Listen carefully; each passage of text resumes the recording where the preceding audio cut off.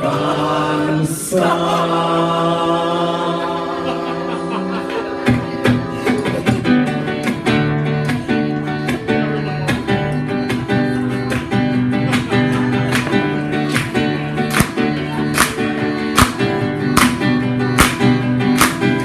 Yksi päivä olin surullinen ja rahaton.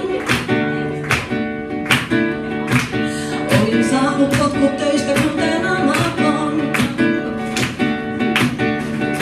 Mä päälle raavin, mistä käärin edes yhden setelin. En kyennyt kun itkemään, mutta siitä keksinkin.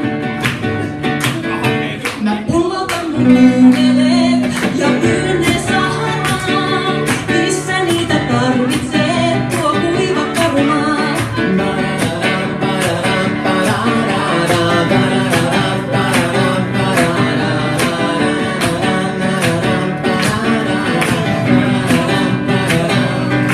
Mun ideasta kuuli itse presidenttikin.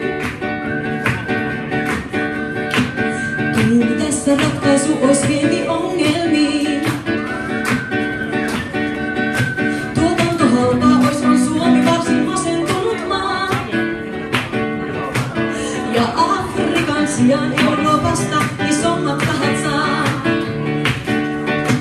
Siis pullotetaan kyyneleet, myydään ne Baden-Badeniin. Missä Suomen murheet pumpataan suljettuun lähteisiin. Joo, pullotetaan kyyneleet junalla Baden-Badeniin. Missä kylkee turisti ja toinenkin. Niin kansa itki ja talous nousi pian jaloilleen. Ja ilo alkoi, mut ei riitä pelkät onnen kyyneleet. Hallitus mietti pitkään, miten tämäkin kriisi ratkaistaan. Kunnes joku muisti, miten alkoholi